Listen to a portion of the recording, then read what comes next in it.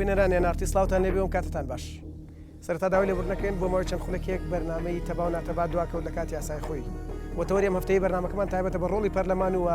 ڕۆڵی خولی سێمی پەرلەمان لە 4 ساڵی ڕابردووە تیا پرسیین ئایا لە 4 ساڵی ڕابردوودا پەرلەمانی کوردستان توانیوێتی ئەو ڕۆڵە ببینێت کە ئەرکی پەرلەمان لە هەر سیستەمێکی دیموکراسیدا ئایا شکۆی پەرلەمانی کوردستان شکێنراوە کێزێکی سیاسی بانگەشەی گەڕانەوەی شکۆ دەکات بۆی یان ئەمەش بانگەشەیەکە و بەشێکە لە هەڵمەتی هەڵبژاردن بۆ کۆکردنەوەی دەنگە خراپی ئەدای پەرلەمان وەک هەندێک دەڵێن لە ئەستۆی ئەندامەکانیدایە و ئەوان نەیانتوانیوە نوێنەرایەتی خەڵک بکەن یان ئیرادەیەکی سیاسی لە دەروی پەرلەمان ناخوازێت ئەم دامەزراوەی ڕۆڵی هەبێت کێنە هێز و لایەنانی ناخوازن دامەزراوەی پەرلەمان خاوەن ڕۆڵ و کاریگەری بێت و بەرژەوەندیان چیە لەمەدا ئایا ئەم خوڵەی پەرلەمانی کوردستان لە ئاست چاوەڕوانەکانی خەڵکی کوردستاندا بووە تا بە جۆش و خرۆشەوە بستویەکێ مانگە بچن ئەندامانی خولێکی دیکە هەڵبژێرن بۆ وەڵام دانەوەم پرسیارانە و گفتوگۆکردن لەسەر ڕۆڵی پەرلەمان میوانداری بەڕێز براڕەشید پەرلەمانتاری فراکسیۆنی گۆڕانمان کردووە زۆر بەخێر بێ و هەروەها بڕیار بوو لەم بەرنامەیەدا دکتۆر سەرۆر عەبدوڕەحمان پارلەمانتاری فراکسیۆنی کوردستانی لە پشکی یەکێتی نیشتیمانی کوردستان کە ئێستش کاندیدە بۆ هەڵبژاردنی پەرلەمان بەشدار بێ لە بەردەمەکە لەگەڵمانە سەرڕاوی چەندین جار پەیوەندیمان پێوە کردووە ئامادەی دەربڕی لە کاتی خۆی ئامادە بێ لە بەرنامەکە بەڵام تا ئێستا نەگەیشتوتە ستودیۆکانمان دووبارە داوای لێبوردنەکەین بۆ دواکەوتن لە کاتی یاسایی بەرنامەکە و بەرنامەکەمان دەست پێکەین کاک بورهانیانی دەمەوێت لەو پرسیارە سەرەکیەوە دەست پێ بکەم چەند ڕۆژێکی دیکە خەڵکی کوردستان دەچن بۆی نوێنەرانی ئەندامانی خولی چوارەمی پەرلەمانی کوردستان هەڵبژێرن ئایا لەم 4 ساڵەیە پەرلەمان توانیوەتی ڕۆڵی خۆی وەکو دامەزراوەیەک ببینێت کە ئەرکێتی ببینێت لە هەر سیستەمێکی دیموکراسیە خۆی ئەگەر بێتە سەر لە ڕووی قانونیەوە بتوانانی بتوێت تەقیمێکی ڕاست و علمی بکەی بۆ مۆزوع ئەبێ بگەڕێتەوە بۆ ئەو یاسایانی مەهامی پەرلەمانی دیاری کردو بزانین مەهامەکانی چی و چییە چەندی جێبەجێ کردو چەندی جێبەجێ نەکردووە دوو یاسا حکمی کاری پەرلەمانتاران و ئەندامانی پەرلەمانەکە ئەویش یاسای ژمارەیەکی ساڵی 92 هەموار کراوە کە 5 جار هەموار کراوە لەگەڵ پەیڕەوی ناوخۆیان یاسای ڕقمێکی ساڵی 92 لە مادەی 56 زۆر بە وازەحی مەهامەکانی پەرلەمانی دیاری کردووە هەمووی دیاری کراوە لە 8 مەهامە سەرڕای ئەوەی لە هەنێ یاسای تریشە هەندێ مەهام دراوە بە پەرلەمان بۆ نمونە لە یاسای دیوانی چاودێری داراییە سەرۆکەی پەرلەمان دیاری ئەکا بە هەمان شێوە تەقریرەکانی بێ بگات بە دەستی ئەندامانی پەرلەمان مەهام بە مەهام ئەتوانین شەرحی بکەین ئەوە هەر 8 مەهامەکەی زائیدەن مەهامی نوێم کە لە یاسای دیوانی چاودێری داراییە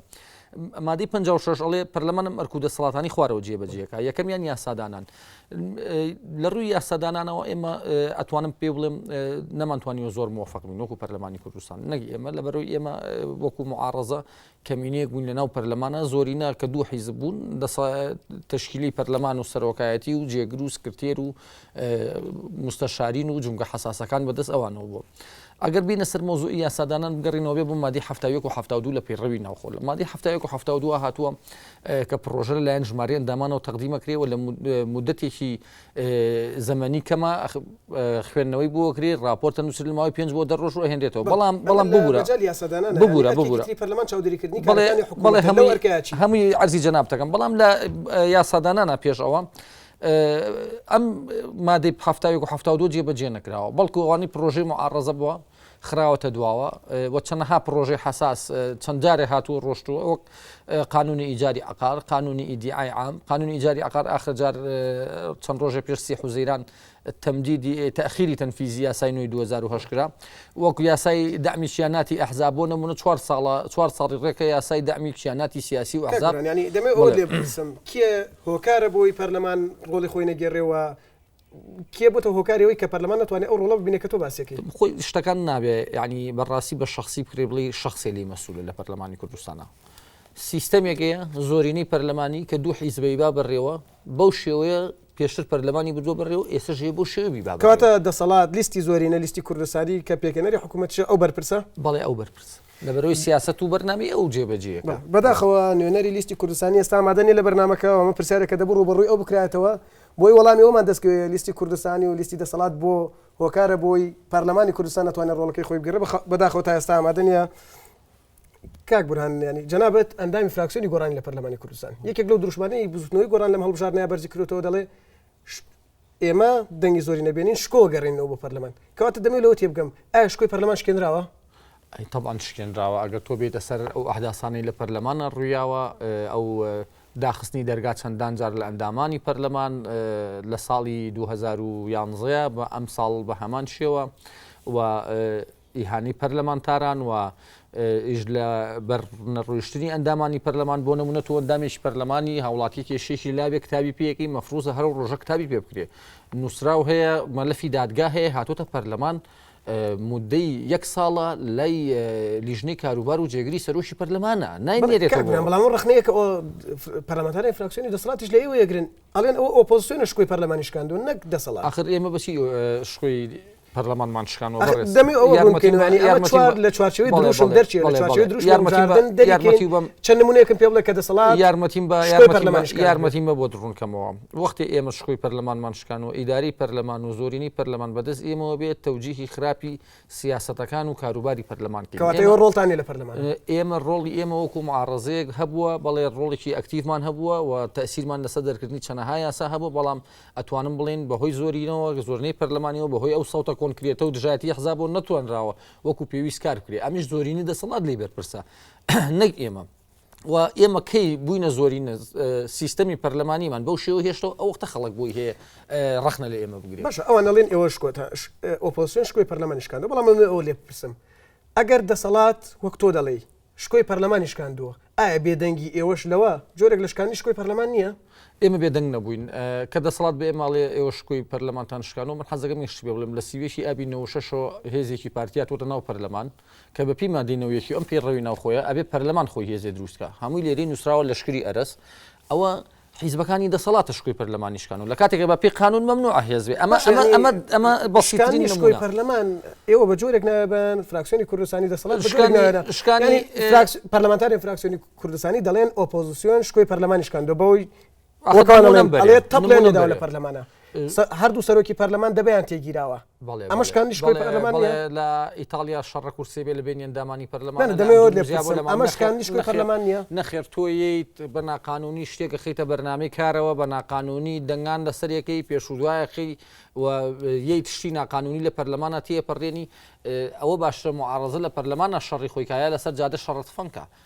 ئەمە ئێمە کردومانە بەڵێ شتێکی زۆر عادیە زۆر ئاساییە و تەسیری هەبوو لەسەر وشارکردنەوەی سیاسی خەڵکی کوردستان و ئەوان بۆ ئەوەی خەڵکی کوردستان وشار نەبێتەوە بۆ کێشەکانی ناو پەرلەمان نەزانێ من هەر نمونەیەکی بەسیتە بەمێ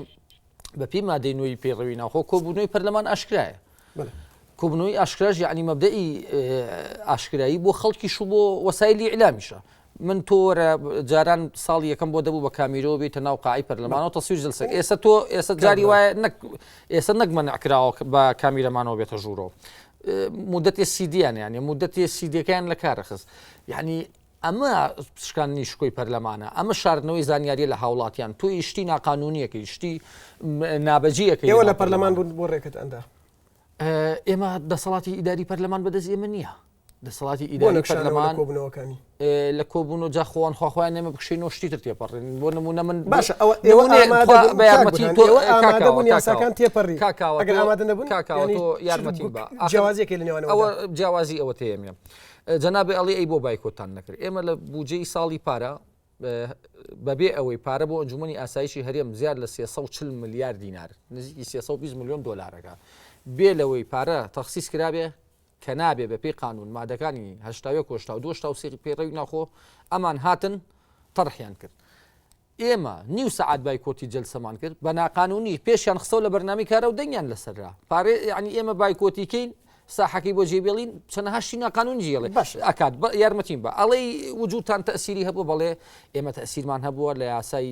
خانوو بۆ خەڵکی کەم دەرامەت تەسیرێکی باشمان نەبووە تعدیلاتەکان بەڕای ئێمە کراوە لە تەخیری قانونی ئیجاری عقارە ئاجینا زۆر بکرێت چینشینی وڵاتی سەکێشەیە بوو یارمەتیم بە لە قانونی کۆمیسیۆنا کەویستیان کۆمیسیۆنی سەربەخۆی کوردستان دروستکەن تەزویرکەن بە سیستەماتیک لەم هەرێمە ئێمە ڕامان گرتووە و ئەگەر ئەویان کردایە دادگای دەستوریان تەشکیلە کرد کە ئیعدامی ژیانی سیاسیە لە هەرێمی کوردستانە ئیشی باشمان کردووە و بەرهەمەکەشمان دیارە بە وەسایق و ئەوراق بەڵێ کاگوران بەداخەوە دیسانی ئەڵێمەوە نوێنەری فراکسیۆنی کوردستانی کە فراکسیۆنی زۆرینەیە لە پەرلەمان و پێکەنێری حکوومەت ئامادەنیە لە بەرنامەکە بۆی لە ڕوانگەی فراکسیۆنی کوردستانی و وەڵامیەوە باتەوە کێ شکۆی پەرلەمانی شکاندووە بەداخەوە دیسان کاک بورهان ینی تۆ دەسەڵات تۆمەتبارەکەی بۆی شکۆی پەرلەمانی شکاندووە باوەڕت بەوە هەیە دامەزراوەی پەرلەمان دامەزراوەکە کە شکۆی نەماوە بەردەوامی و ئامادەگی ئێوە لەم دامەزراوە کە شکۆی نەماوە ینی دەتوێت پێم بڵێ بۆ ئامادەن لێ بۆ بەردەوامن لە کارکردنیان ئێمە سیاسەت دەکەین عاتیفە ناکەین ئێمە ساحەت جێ ناهێڵین بۆ بەرامبەرەکانمان ئێمە چەند ساحەیەکمانەیە خەباتی سیاسی تیا بکەین یەکێک لە ئەو ساحانە قاعی پەرلەمانە لەبەرەوە ئێمە ئامادە نین بە ڕەنج و ماندووبوونێکی زۆر ئەو ساحەیەمان بەدەست ناوە چوونێت ناوی پاشە کشێکیندی مانەوەشمان لەو ساحەیە بەڵێ ڕێگرە لە هەندێک کار کە دەسەڵات دەوێ بیکە نمونە مایتێ بۆ نمونە دروستکردنی دەستی کۆمیسیۆنی کوردستان بۆی تەزویر لە هەرێمی کوردستانە بێ بە شتێکی سیستەماتیک بڵێ بەڵێ کاک برانیانی بڕیار بوو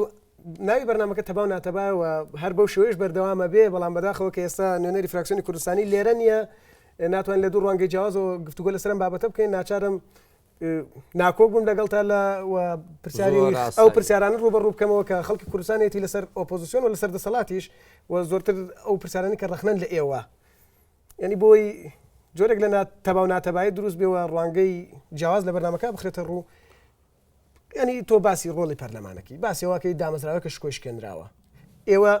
کە لێتە پرسم ئێوە بۆ ڕێگەتاندا ئەڵی دەسەڵاتمانێ ئەڵێم بۆ نایێتە دەرەوە ئەڵێ ئێمە سیاسەتەکەین ینی پێم بڵێ دەوری ئۆپۆزیسیۆن لە پەرلەمان چی بۆ توانیوێتی کام یاسا ڕاگری ئەگەر ئۆپۆزیسیۆن لەوە نەبوایە بودجە پەسەند ناکرا ئەگەر ئۆپۆزیسیۆن لەوە نەبوایە یاساکان پەکێکەوت ئەگەر ئۆپۆزیسیۆن لە پەرلەمانی کوردستان نەبوایە شەرعیەتی نەبوو ینی بوون نەبوونتان لەوێ هیچ کاریگەریەکێ بوو من بۆ جەنابتم ڕوون کردەوە بزانم پرسیارەکەی جەنابی عادەیە من بۆم ڕوون کردیتەوە بەڵێ من جەختکردنەوەیە دووبارەیە بابنیش بە دووبارە وەڵام جەختەکەم ینی ئێستا بەرنامەکەم من وەک پێم ئەوە ساحەیەکی سیاسی گرنگە ئێمە ناکرێ وەکو سونەکانی عێراق لە ساڵی 2005 ساحەی سیاسیان چۆڵ کرد بە زەرەری خۆیان تەواو بوو ئێمە نمونەی میلەتانی ترمان لەلایە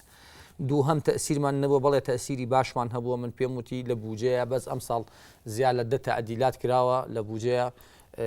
لەسەر زەختی ئۆپۆزیسیۆن کراوە هەموو وەسایلی ئیعلام ئەزانن وابزانم جەنابیشتان وەختی خۆی تەختیەتان کرد وەکو پێم وتی یاسای کۆمیسیۆن کە حیزبێکی سیاسی پارتی لە هەرێمی کوردستانە چەند خاڵێک دەستگرێ بەسەر ئەم وڵاتە و حکمی خۆی بنەماڵی هەتایی بەرپاکە هەمووی جێبەجێ کردو تەنها دووسێ خاڵی ماوە لەوانە دروستکردنی کۆمیسیۆنی باڵای هەڵبژاردنەکانی هەرێمی کوردستان دواتر تەحسیل حاصل ئیستیفتا لەسەر دەستورکە دواتر تەحسیل حاصل محکەمەی دەستوری دروستکە ئێمە ئەمانەمان ڕاگرتووە ئێمە خەڵکمان وشار کردووە خەڵکی زانی بوجە چیە خەڵکی زانی پێویستە پەرلەمان مراقبەی وەزیرێکە خەڵکی توانی مۆزەفێ شکات لە مدیری دائیرەکەی یاغەدری لێبکە باش ئێوە توانیتانە متمانە لە وەزیرێک بسەنەوە ئێمە لەبەر ئەوەی ئەوە پرسیارە نابێتەوە جیهی منکەی کاگ بەداخەوە نوێنەری فراکسیۆنی کوردستانی لێرە نیە ناچارم ڕوبەڕووی تۆی بڵێ ئەگەر قەرارە ئەگەر بڕیارە پەرلەمان چاودێری کارەکانی حکوومەت کاوە ئەگەر وەزیرێک خراپە متمانی لێ بسێنێتەوە پەرلەمانی کوردستان ئەمەی کردووە ئەوە با من بە وازحی سوورەکەت بەمێ ئەو بۆ پرسیار لە کاک سەرۆرە کردایە ئەسڵەکەی ئەوەیە ئێمە بەپی مادەکانی 6 بۆ 6 لە پەیڕەوی ناوخۆ بۆمان هەیە موساعلە و ئیستیجوابی وەزیر و ئەندامانی پەرلەمانکەین خلافێکی قانونی هەیە لە بینی پێڕە و قانونەکە یەکێکیانەڵێ بەدەنگێک لەسەر چواری ئەندامانی پەرلەمان یەکێکیانەڵێ بەدەنگێک لەسەر سێ ئەمان ئیش بەیەک لەسەر سێکەکەن قبولمانە ئێمە چەندەها جار ئیمزامان کۆ کردوەوە بانگێشی وەزیری نەوت وەزیری ناوخۆ کێ ئەوان یا سێ چوار مەقەزەکە مرێنن یا هەر بە تەواوەتی ئەی مرێنن یا ئەیکەن بە ئیستیزافە بە میوانداری ئێمە لە ئەحداسیۆن بێکاریگەرەکەن لە پەرلەمانە بێکاریگەرنیە من ئەرزی جەنابتم کرد پرسیارەکەم ئەوەیە دەسەڵات دەوێت ئۆپۆزیسیۆن بێکاریگەرکە لە پەرلەمان دەسەڵات دەخوازێت ئۆپۆزیسیۆن کاریگەری نەبێت لە پەرلەمانە بەڵێ دەسەڵات دەخوازێت نەک لە ناو پەرلەمانە کاریگەری نەبێت ئەگەر ناو پەرلەمان ئەمە کاریگەریمان هەبوایە مەسئولەتی لیژنەیەکیان بە ئێمە ڕەوابینی جێگری مەسئول لیژنەیە کە لە 90 لیژنیان بە ئێمە ڕەوابینی ئەگەر لە پەرلەمان کاریگەریمان هەبوایە لە 42 مستەشار 3 مستەشارمان هەبوو ئەوە سەرۆک و جێگرەکەی لە هەموو پەرلەمانەکانی دنیاە چەند حیزبی معارەزە هەبێت سەرۆک ئەوە نائیبی هەیە لەو حیزبانە بەڵێ ئەوان ئەیانەوێت گۆڕان و هەموو معارەزە لە تەحجیم بکەن بچوشیکەنەوە لە ساحەی سیاسیە تۆ سەیرەکەی لایەنگری خۆی لەسەر جادە مزاهرەکە ناچێ بەلایە 1001 شت بکە بەڵام معارەزە کاتێتە سەرجادەکە هێزی تایبەتی بۆ دروست کرد و تی بەرەیە خەڵکینان براوەکە خۆی ئەچێ ساڵ مانگی نزیکی 7 میلیۆن دلار ئەبات بۆ میزانیە لە کاتێکە زۆربەی کادیرەکانی لەسەر حکوومەت معاشوەرەگرن بەڵام گۆڕانێک کە بە قوتی بەقەدەر ئەوانە بەقەدەر بزوتنەوەی ئیسلامی پارەیان بە ئێمە هەیە کورسی هەیە لە پەرلەمانی کوردستان بگەڕێنەوە سەر مەسەلەی ئیشکانی شکۆی پەرلەمان بڵێ ئێوە وەکو ئۆپۆزیسیۆن 33 کورسیتانی لە پەرلەمانی کوردستان ئێوە چیتان کردو بۆ ئەوەی شکۆ بگەڕێنەوە پەرلەمانی کوردستان ئێمەوەی پێمان کراوە کردومانە ئێمە لە دادگاش سکاڵا هەیە لە ساڵی پارەوە بەسەر جێبەجێ نەکردنی یاسای بودجەی 2012 سکاڵامان کردووە سیستەمی قەزایی لە وڵاتە سیستەمێکی سەلیم نییە. من حەزەکەم پێش ئەو پرسیارە بکەیت من حەزەکەم شتێ جوابی جەنابێ بمەوە لە وڵاتە دیموکراسیەکانە کە خەڵگەیەوێ گۆڕانکاریەک لە بارودۆخی سیاسی یا ئابووری و کۆمەڵایەتی وڵاتەکەی کە پەنا بۆ چەند شتێکە بە یا پەنا بۆ پەرلەمانەوە ئەو ئەچیتە پەرلەمان ئینتیخابات تەزویر دەکات جاری پێشوو تا نیوەڕۆ تا سەعات 2 نیوەڕۆ لە هەولێر دوهۆک نیزبەی دەنگان نەگەیشتوو لە 60 لەو 2 سەعاتە فڕانیان بۆ سەر و 85 یا پەنا بۆ ئینتیخاباتە بە خەڵک بێوێت سیستەم بگۆڕێ یا پەنا بۆ دادگا ئەبە دادگا لەم وڵاتە کو هەیە برای بەڕێز یارمەتیم بە لەم ڕۆژانە مودێر ڕابردوو ئەحمەد عەبدوڵڵا زوبێر وەسایقەکانی مێستا پێ بۆ درۆ ڕاستی کە سەرۆکی دادگای تەمیز و ڕئیسی مەجلیسی قەزایە تەمدیدی لە 65 ساڵە بە پێی یاسای 23 2007 ئەبێ تەقاوت بێ چووە سەلاحیەتیەوە بە نائیبەکەی خۆی وەکو سەلاحیەتی سەرۆکی نائیبەکەی تەمدیدی حکمی سەرۆکی کردوێتەوە تەمدیدی دەسەڵاتی مودەی تەقاوەتی کاک ئەحمەد عەبدوڵڵا زوبێری کردوێتەوە ئەنجا دەسەڵاتەکەی لێوەرگرتەوە با بە ئەمە لەم وڵاتە ئەگوزەرێ مەهزەلێ یارمەتیم بە ببوورە خەڵک جیا پەنا بۆ دەبێ بۆی قسە لە سەروانە بکەین بەڵام بۆی خاڵماوە بەسەری قسە لەسەر دەرفەت دەدەمێت ینی ئەگەر شکانی شکۆی پەرلەمان ئەوانە بێت کە تۆ باست کرد لە سەردەسەڵات ئەگەر شکانی شکۆی پەرلەمان لێدانی پەرلەمان بێت لە حرەمی پەرلەمانە کە دەڵێن پیرۆزەوەکەوەی کە هێرش کرا سەر جەنابەت لە ناو پەرلەمانە دەسەڵاتی شەڵێ ئەوان هێرشیان کردوە سەر سەرۆکی پەرلەمان دەبیان تێگرتووە ینی پاساوەکەوان جۆرێک ئەڵێن ئۆپۆزیسیۆنیش بە جۆرێک لە جۆرەکان بەشداری لە شکانی شکۆی پەرلەمان کردووە وەڵامی پرسیارە بۆ دوای ناوبڕێکە کاکبوران ناوبڕێکی کورتۆرەگرین بینەران بەڕێز ناوبڕێکی کورت و بەردەوام بین لەگەڵتان